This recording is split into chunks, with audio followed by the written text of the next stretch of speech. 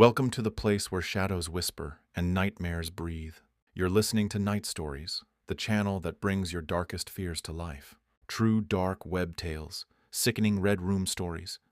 If it keeps you up at night, you'll hear it here. So turn off the lights and be ready to get the scare you're craving for. I was always the curious type, the kind who'd poke around in places others wouldn't dare. Not because I was brave, but because I couldn't resist the pull of the unknown.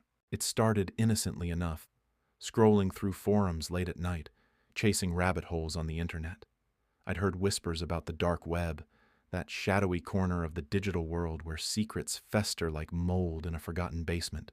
People said it was a cesspool, drugs, weapons, worse, but I wasn't looking for that. I just wanted answers, something to scratch the itch in my brain that kept me up at night. That's how I stumbled across the thread. I was on a ClearNet forum, one of those conspiracy boards where people argue about Bigfoot and chemtrails. Buried in a discussion about government cover-ups, someone dropped a cryptic post. The truth about the world isn't round or flat. It's something else. Check the onion patch if you dare. No link, no explanation, just that phrase. Onion patch. I knew what it meant. Onion routing, the dark web. My pulse quickened. I'd dabbled with Tor before, poking around marketplaces out of curiosity, but I'd never gone deep. This felt different, like a dare from the universe. I fired up my Tor browser, the familiar sluggishness of the network loading like a creaky door. I didn't know where to start, so I typed Flat Earth Truth into a dark web search engine I'd bookmarked from a previous late-night spiral. Most of the results were garbage, dead links, scam sites, or forums filled with gibberish. But one stood out. A site called The Edge of Knowing. No fancy design, just a black background with white text and a single thread titled, "The Shape is a Lie." I clicked. The thread was endless. Pages upon pages of posts, some coherent, others rants that seemed to spiral into madness. The first post was simple. They've lied to us about the shape of the world. It's not flat. It's not round. It's alive. And it's watching. My skin prickled. I scrolled down, the posts growing stranger. Users described rituals to commune with the edge, claiming the world wasn't a planet, but a living entity, a writhing thing that fed on ignorance. Some posted images, grainy, distorted photos of what looked like a horizon that bent unnaturally, like a mouth curling into a sneer. Others shared coordinates, promising proof if you followed them to remote places. I laughed it off at first. Just internet weirdos, right? But the deeper I went, the harder it was to look away. One post stopped me cold. It was a video file, no thumbnail, just a title, "See the Edge." I hesitated. Downloading random files from the dark web was asking for trouble, malware, or worse, but the itch was too strong. I grabbed a burner USB, disconnected my main drive, and downloaded it. The file was small, just a few megabytes. I opened it in a sandboxed media player, my heart thudding in my chest. The video was shaky, filmed on what looked like a cheap phone. It showed a barren landscape, maybe a desert, the ground cracked and dry like old skin. The camera panned slowly, capturing a horizon that didn't look right. It wasn't flat or curved. It pulsed like the edge of a breathing lung. A low hum filled the audio, not mechanical but organic, like a distant heartbeat. Then the camera turned, and I saw the person holding it. Their face was blurred, not by distortion, but as if their features were melting, sliding off their skull like wax. A voice whispered, "It sees you now." The video cut to black. I sat there staring at the blank screen, my mouth dry. It was fake, had to be. Just some creep's art project. But my hands were shaking as I closed the laptop. I tried to sleep, but the image of that pulsing horizon burned behind my eyelids. The next day, I couldn't focus. Work, food, even scrolling my phone felt pointless. All I could think about was the thread. I went back. The thread had updated. New posts, dozens of them, appeared overnight. One user, Edgewalker17, claimed they'd visited one of the coordinates mentioned earlier, a remote spot in the Nevada desert. Their post was long, frantic, describing a place where the ground felt soft, like stepping on flesh. They said the air was heavy, like it was pressing down with intent. At the end, they wrote, I brought something back. It's in my head now. Attached was a photo, a close-up of their arm, the skin covered in tiny glistening sores that looked like they were moving, squirming under the surface. I should have stopped there. I should have deleted Tor, burned the USB, and forgotten it all. But I didn't. Instead, I dug deeper, cross-referencing the coordinates from the thread. Most led to nowhere. Empty fields, abandoned towns. But one set kept popping up.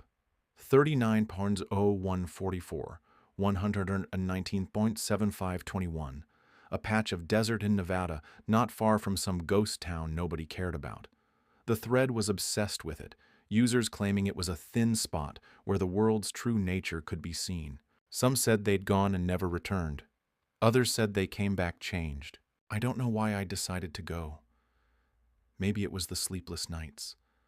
The way the video's hum lingered in my ears. Maybe it was the feeling that I was already in too deep, that the thread had hooked me like a fish. I booked a cheap flight to Reno, rented a car, and drove out to the coordinates. The desert was endless, a sea of cracked earth under a sky that felt too big. My GPS glitched as I got closer, the screen flickering, showing me driving in circles. I didn't need it anymore. The air felt different, heavier, like it was pushing against me. I reached the spot at dusk. Nothing marked it. No signs, no landmarks, just a stretch of barren ground. But the horizon was wrong. It shimmered, not like heat haze, but like something alive, flexing. I stepped out of the car, my boots sinking slightly into the dirt. It wasn't sand. It was soft, spongy, like I was standing on something that yielded under my weight. The hum from the video was there, faint but growing louder, vibrating in my bones. I walked toward the horizon, my heart pounding so hard I thought it had burst. That's when I saw it. The ground didn't end in a clean line like it should. It curled upward just slightly, like the edge of a lip. And it moved, not fast but enough to make my stomach lurch. I got closer, close enough to see the texture of the ground wasn't dirt at all. It was skin, pale and veined, stretching out as far as I could see. I froze, my breath catching in my throat. Something was watching me. Not a person, not an animal, but the world itself. The hum grew louder, and I swear I heard words in it, whispered in a language I didn't know but felt in my gut. I don't remember running back to the car, but I was there, fumbling with the keys, my hands slick with sweat. As I sped away, I glanced in the rearview mirror. The horizon was rising, not like a wave, but like a body sitting up.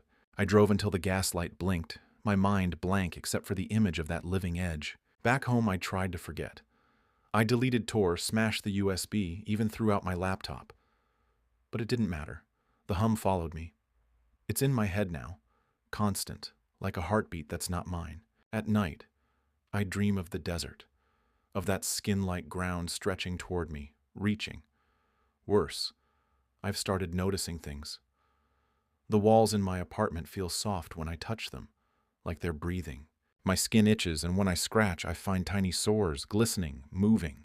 I went back to the thread one last time using a library computer. Edgewalker17 had posted again, a single line. It's not the world. It's what's under it. Below was a new video. I didn't watch it. I couldn't. But I saw the thumbnail. A close-up of a face, not blurred this time, but wrong, the eyes too big, the mouth stretched into a smile that wasn't human. I'm writing this because I don't know what else to do. I can't sleep. The hum is louder now, and sometimes I hear my name in it. I keep thinking about the coordinates, about going back. Not because I want to, but because I feel like it's calling me. The sores are spreading, and last night I caught my reflection in the mirror. My face looked soft, like it was starting to slide. I don't know what's real anymore, but I know this. The world isn't what we think. It's alive, and it's hungry. And I think it's noticed me. The hum never stops. It's in my skull now, a relentless drone that pulses with my heartbeat, sometimes drowning it out. I haven't slept in days, not properly. When I close my eyes, I see that desert, the horizon that wasn't a horizon but a living, breathing edge, curling like a hungry mouth.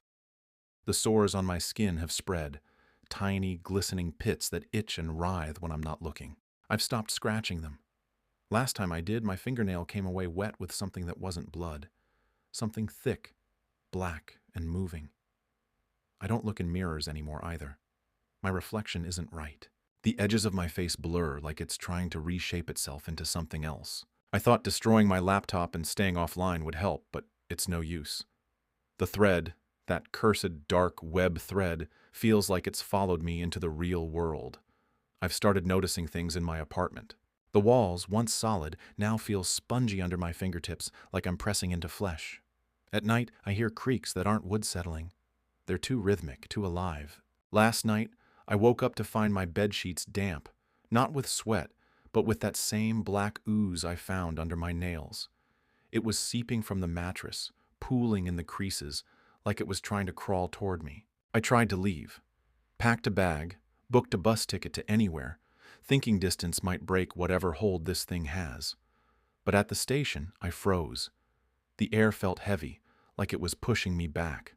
The people around me, normal people, with their coffee cups and phone screens, looked wrong. Their faces were too soft, their eyes too wide, like they were wearing masks that didn't fit. One woman stared at me, her smile stretching until it split her cheeks, revealing rows of tiny, needle-like teeth. No one else noticed. I ran back home, locked the door, and haven't left since. I'm writing this on paper now, an old notebook I found in a drawer. I don't trust computers anymore. The hum gets louder when I'm near electronics, and sometimes my phone screen flickers with images I didn't take, grainy shots of that desert, that pulsing edge. I've started to wonder if the thread wasn't just a website, but a signal, a beacon that marked me the moment I clicked it. I keep thinking about Edgewalker 17's last post. It's not the world, it's what's under it. I didn't want to believe it, but I can't shake the feeling that something is beneath everything, squirming, awake, and aware of me. I tried to distract myself to focus on normal things. I turned on the TV, hoping for noise to drown out the hum. But every channel was static, and in the static I saw shapes.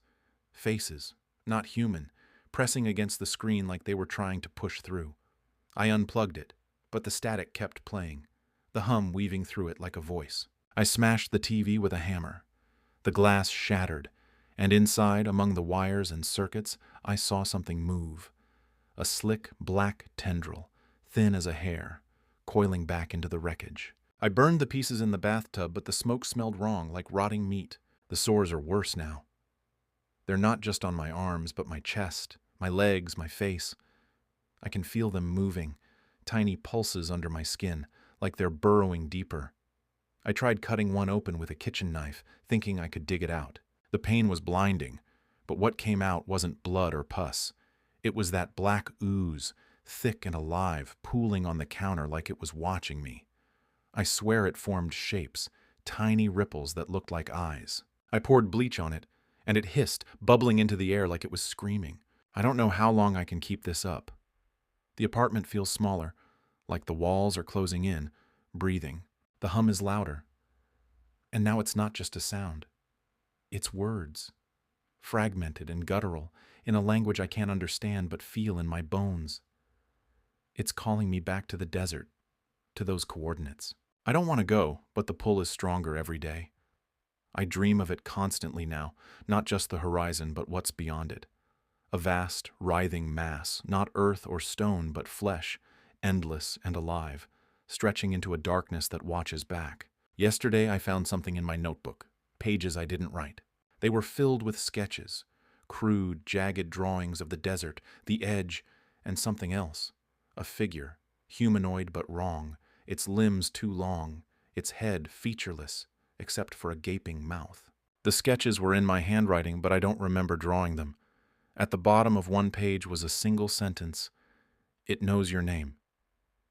I tore the page out and burned it, but the words are seared into my mind. I've started hearing knocks at my door, soft at first, then louder, rhythmic, like a heartbeat. I don't answer. I can't. Last time I looked through the peephole, I saw nothing, just darkness. But it moved, swirling like liquid. The knocks come every night now, and sometimes I hear whispers through the door, not in English, but in that same guttural tongue from the hum. I've barricaded the door with furniture, but it doesn't matter. The walls pulse when the knocks come, like they're part of it. I'm losing myself. My thoughts feel slippery, like they're not mine anymore.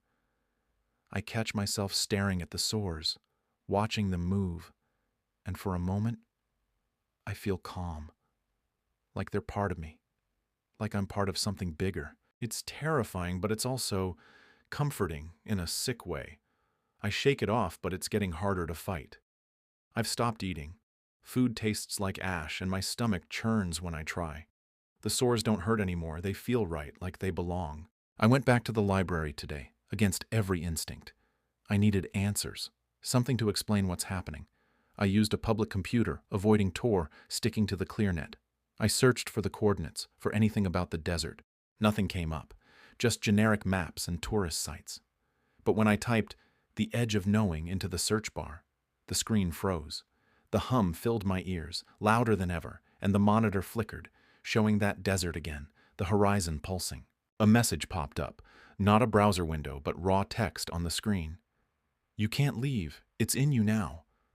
I yanked the plug from the wall, but the screen stayed on for a second longer, the words burning into my eyes. I ran home, my heart pounding so hard I thought it had burst.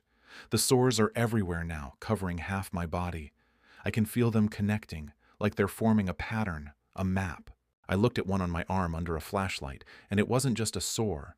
It was an eye, tiny and black, staring back at me. I screamed, dropped the flashlight, and curled up on the floor, the hum so loud it felt like my skull would split. I can't stay here. The apartment isn't safe. The world isn't safe. I keep thinking about the desert, the coordinates. Part of me wants to go back, to see it again, to understand. The other part knows I won't come back the same, if I come back at all. But I can't stay here trapped in this shrinking breathing cage with the knocks and the whispers and the sores that watch me. I've packed a bag again, just the essentials. I'm writing this as a warning, or maybe a confession. If you're reading this, don't look for the thread. Don't go to the dark web. Don't search for the truth about the world. It's not flat or round. It's something else, something alive, and it's hungry. I'm leaving tonight. The hum is guiding me, pulling me back to the desert. I don't know what I'll find, but I know it's waiting for me. The sores are pulsing now, in time with the hum, like they're excited. I'm scared, but I'm also tired of fighting. Maybe this is what I was meant to find. Maybe this is what I am now. If I don't come back, don't look for me. The edge is watching. I'm back in the desert. I don't know how I got here, not really. The drive is a blur, a haze of headlights and the hum in my head, louder than ever, drowning out thought. The sores cover most of my body now, a network of glistening eyes and writhing pits that pulse in time with the hum. They don't hurt anymore. They sing, a sick harmony that feels like it's rewriting me from the inside. My notebook is nearly full, pages of frantic scribbles, some mine, some not. This is my last entry, my last attempt to make sense of what's happening before it takes me completely. If you're reading this, burn it. Don't let it spread. The desert looks different this time. The ground is softer, like stepping on a tongue, and the air is thick, pressing against my skin like it's trying to crawl inside. The horizon is closer now, no longer a distant line, but a looming, living edge, flexing and curling like it's waiting for me. The hum is everywhere, not just in my head, but in the ground, the sky, the sores. It's not a sound anymore. It's a presence, ancient and vast, whispering my name in that guttural tongue I can't escape. I tried to turn back at first. Halfway through the drive, I pulled over, hands shaking, telling myself I could still run. But the sores burned, and the hum turned sharp, like a knife twisting in my skull. When I looked in the rearview mirror, my face wasn't mine. My eyes were too big, my mouth stretched wide, showing teeth that weren't there before. Sharp, too many, like the woman at the bus station. I screamed, but the sound wasn't human. It was the hum coming from my throat. I drove on. When I reached the coordinates, the desert was waiting. The ground rippled under my feet, not like sand shifting, but like muscle tensing. I walked toward the edge, my body moving without my consent, like the sores were pulling me forward. The horizon wasn't just pulsing now. It was opening, splitting like a wound, revealing a darkness that wasn't empty. It moved, a writhing mass of black tendrils, slick and endless, studded with eyes that glowed faintly, watching me. The hum was deafening, a chorus of voices now, chanting in that language that felt like it was carved into my bones. I stopped at the edge, or what I thought was the edge. The ground sloped downward, not into a valley but into something alive, a vast expanse of flesh that stretched beyond sight. It wasn't the desert, not anymore. It was the thing beneath, the truth the thread warned about. The sores on my body pulsed faster, and I felt them tear, not painfully but eagerly, like they were ready to join it. Black ooze dripped from my skin, pooling at my feet, and the ground drank it, ripples spreading like it was pleased. I saw others, shapes in the distance, humanoid but wrong, their limbs too long, their faces melting into mouths and eyes that didn't belong. They moved toward the edge, some crawling, some walking, all drawn to the same darkness. I recognized one, a figure from the Threads video, the one with the melting face. It turned to me, its mouth splitting into that needle-toothed grin, and whispered, "You're home." Its voice was the hum, my hum, and I felt my own mouth stretch, mirroring it against my will. I don't know how long I stood there, staring into the darkness. Time doesn't work right here. The sky is gone, replaced by a ceiling of writhing tendrils, pulsing with the same rhythm as the sores. I tried to write this down, to keep some piece of myself, but my hands are changing. My fingers are too long, my nails sharp and black, and the pen feels wrong, like it's part of the lie. The notebook is damp now, the pages curling, oozing that black sludge that's everywhere, on me, in me, under me. I saw the truth, or part of it. The world isn't flat or round. It's a skin, a thin membrane stretched over something older, something that breathes and hungers. We live on its surface, blind to what's beneath, but it knows us. It's always known us. The thread, the coordinates, the video, they weren't warnings. They were invitations, lures to bring us here, to feed it. The sores aren't infection. They're connection, a way for it to claim us, to make us part of it. I can feel it now inside me, rewriting my thoughts, my body, my name. I tried to fight it. I clawed at the sores, tore at my skin, but the ooze just flowed faster and the hum laughed, a low, wet sound that shook the ground. My reflection in the notebook's glossy cover isn't me anymore. My face is a mask of eyes and teeth, my body a patchwork of pulsing sores, black tendrils threading through my flesh like veins. I'm not human anymore, or maybe I never was. Maybe this is what we all are, underneath. The others are closer now, circling the edge. They don't speak, but their mouths move, chanting silently, their eyes locked on the darkness below. Some step forward, and the ground swallows them, not like falling, but like sinking into a lover's embrace. The hum sings louder when they do, and I feel it pulling me too. My legs move, one step, then another, toward the edge. I don't want to go, but my body isn't mine. The sores are guiding me, the hum is guiding me, and the darkness is calling my name. I'm writing this as my last act, my last piece of resistance. The pen is slipping, my fingers too slick with ooze. The notebook is heavy, the pages sticking together, but I need to finish.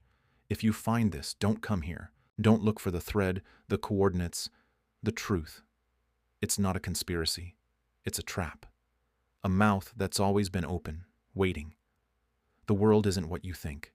It's alive, and it's hungry, and it knows you're reading this. I'm at the edge now. The darkness is warm, not cold, and the tendrils are reaching up, brushing my skin like they're welcoming me.